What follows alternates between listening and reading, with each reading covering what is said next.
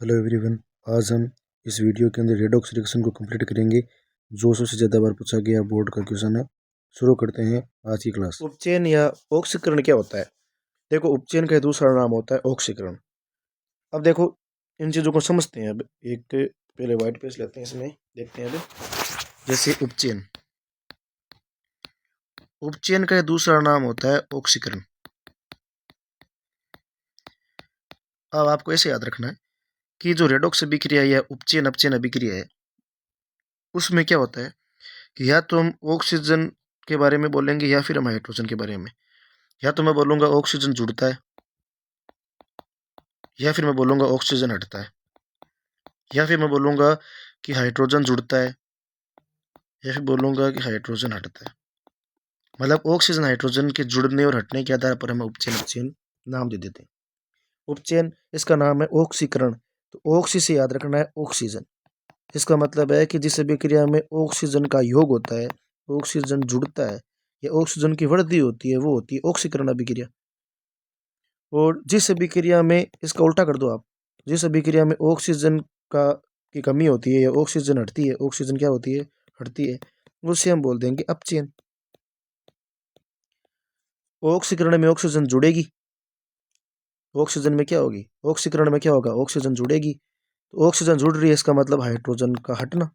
तो जिस अभिक्रिया में ऑक्सीजन जुड़ती है या हाइड्रोजन हटती है, उसे बोलते हैं हम ऑक्सीकरण या उपचयन अभिक्रिया। इसका उल्टा, इसमें ऑक्सीजन जुड़ रही है तो इसमें बोल देंगे ऑक्सीजन हटती है, और इसमें हाइड्रोजन हट रहा है तो इसमें बोल देंगे हाइड्रोजन का जुड़ना। आपको एक लाइन याद रखनी है कि ऑक्सीजन का जुड़ना ऑक्सीकरण होता है, ऑक्सीजन का जुड़ना ऑक्सीकरण होता है, हाइड्रोजन का जुड़ना अपचयन होता है। और दूसरा स्टेटमेंट इसका उल्टा कर दो तो उपचयन और अपचयन की परिभाषा क्या हो जाएगी, खत्म। ठीक है। और जिस अभिक्रिया में ये दोनों साथ में होते हैं, उपचयन भी हो रही है अपचयन भी, दोनों चीजें साथ में हो रही है, एक अभिक्रिया जिसमें उपचयन भी हो रहा है और अपचयन भी हो रहा है, ऑक्सीजन जुड़ भी रहा है और ऑक्सीजन हट भी रहा है, या हाइड्रोजन जुड़ रहा है या हाइड्रोजन हट रहा है, तो उससे हम बोलते हैं उपचयन अपचयन, मतलब रेडॉक्स अभिक्रिया बोलते हैं। जैसे आपके सामने में बहुत से उदाहरण होंगे, उदाहरण लेता हूँ, देखिए, ताकि आपको समझ में आ जाए। जैसे ये रहा, उपचयन या ऑक्सीकरण का मतलब है ऑक्सीजन का जुड़ना या वृद्धि होना, हाइड्रोजन का निकलना या हाइड्रोजन में कमी होना। अब जैसे इस अभिक्रिया के अंदर मैंने क्या किया है कि कॉपर की अभिक्रिया ऑक्सीजन के साथ में कराई है, तो जो भी धातु थे उसका ऑक्साइड बना दिया। जैसे कॉपर है तो कॉपर का ऑक्साइड बना दिया। यहाँ पे क्या हो रहा है कि कॉपर जो होता है, तांबा, ये भूरे रंग का होता है। कॉपर के वायर देखना, वो ब्राउन कलर के होते हैं। जब हम ऑक्सीजन के संपर्क में लाते हैं तो ऑक्सीजन की उपस्थिति में कोई वस्तु जलनी शुरू हो जाती है, आग पकड़ लेती है। तो क्या हो जाएगा, जैसे ही ऑक्सीजन की उपस्थिति में आग पकड़ लेगी तो कॉपर के जो तार था वो जल जाएगा, और तांबे के तार जब जलते हैं तो वो काले पड़ जाते हैं, तो उनका जो ब्राउन कलर है वो हो जाता है ब्लैक। तो ये ब्लैक कलर कॉपर ऑक्साइड के बनने के कारण होता है। अब यहाँ पे आप देखोगे तो ऑक्सीजन के जुड़ने से बन गया कॉपर ऑक्साइड। तो यहाँ पे आपको इतनी चीज समझनी है कि कॉपर है, इसमें ऑक्सीजन आकर के जुड़ी है तो उत्पाद बन गया कॉपर ऑक्साइड। तो यहाँ से यहाँ पर हम जाते हैं, इधर कॉपर पर ध्यान दो, इधर भी कॉपर पर। जिस परमाणु को आप देख रहे हो उसी में क्या चेंज हुआ है वही आपको नोटिस करना है। तो यहाँ पे कॉपर सिंगल था, यहाँ पे कॉपर के साथ में ऑक्सीजन आ गई, तो ऑक्सीजन जुड़ गई, तो ऑक्सीजन का जुड़ना होता है ऑक्सीकरण, मतलब उपचय।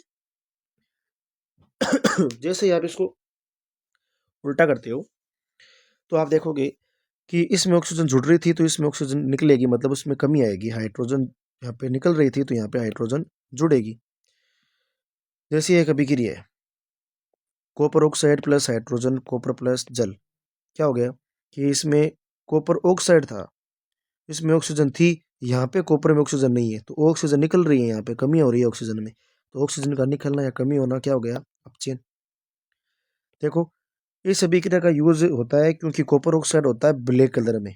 कॉपर ऑक्साइड के कारण तांबे के जो तार है वो काले हो जाते हैं, और वापस तार को भूरा प्राप्त करने के लिए, वापस कॉपर को ब्राउन कलर में प्राप्त करने के लिए, वापस ब्लैक कलर की जो परत है उसको रिमूव करने के लिए ये अभिक्रिया होती है। इसमें क्या करते हैं हम, गर्म जो कॉपर ऑक्साइड होता है उस पर हम हाइड्रोजन गैस प्रवाहित करते हैं, जिससे क्या हो जाती है कि जो ऑक्सीजन होती है वो हाइड्रोजन से संयुक्त हो जाती है, और गर्म होने के कारण क्या हो जाता है कि जो जल बनता है वो वाष्प बन के उड़ जाता है, और हमारे पास केवल कॉपर बचता है, और ये काले कलर की परत रिमूव हो जाती है, हट जाती है, और हमें भूरे कलर का वापस क्या प्राप्त हो जाता है, कॉपर प्राप्त हो जाता है। अब देखो रेडॉक्स अभिक्रिया, जिस अभिक्रिया में उपचयन और अपचयन दोनों साथ में होते हैं वो होती है रेडॉक्स। तो ऐसी रासायनिक अभिक्रिया जिनमें अभी कभी एक अभिकारक उपचयित होता है और दूसरा अभिकारक अपचयित होता है, जिनमें उपचयन और अपचयन दोनों अभिक्रियाएं साथ में होती है, उसे बोलते हैं रेडॉक्स अभिक्रिया। मतलब एक ही अभिक्रिया जिसमें उपचयन भी हो रहा है, एक अभिक्रिया जिसमें अपचयन भी हो रहा है, तो ऐसी अभिक्रिया को हम बोलते हैं रेडॉक्स अभिक्रिया। जैसे जिंक ऑक्साइड है, जब इसकी अभिक्रिया कार्बन के साथ कराते हैं तो जिंक तो अलग हो जाता है और कार्बन के साथ में ऑक्सीजन जुड़ जाती है। तो यहाँ पे सबसे पहले हम जिंक पर ध्यान देंगे। तो यहाँ पे जिंक के साथ में ऑक्सीजन है, उत्पाद की तरफ जिंक क्या है, सिंगल है। दोनों में चेंज क्या हुआ कि जिंक ऑक्साइड से ऑक्सीजन हट गई और कार्बन के अंदर हम देखेंगे तो यहाँ पे ऑक्सीजन नहीं है, लेकिन यहाँ पे ऑक्सीजन आ गई, तो कार्बन में ऑक्सीजन आकर के जुड़ गई। तो हमें इतना चेक करना है कि ऑक्सीजन किससे हटी, जिससे हटी है उसका हो गया अपचयन और जिससे ऑक्सीजन जुड़ी है उसका हो गया ऑक्सीकरण, मतलब उपचयन। तो एक तो हमें यह भी पूछा जाता है कि किसका अपचयन हुआ है और किसका उपचयन हुआ है। तो देखना यहाँ पे जिंक ऑक्साइड से ऑक्सीजन हट रही है और जिंक बन रहा है, तो जिंक ऑक्साइड का हुआ अपचयन, जिससे ऑक्सीजन जुड़ती है या हटती है उसी का ही अपचयन उपचयन होता है। तो यहाँ से ऑक्सीजन हटी किससे, जिंक से, जिंक ऑक्साइड से ऑक्सीजन हटी, इसलिए जिंक ऑक्साइड का क्या हुआ, अपचयन। ऑक्सीजन जुड़ी किससे, कार्बन से, तो कार्बन का क्या हो गया, उपचयन मतलब ऑक्सीकरण। तो ये भी प्रश्न पूछा जाता है। और रेडॉक्स अभिक्रिया की परिभाषा तो पूछते ही है।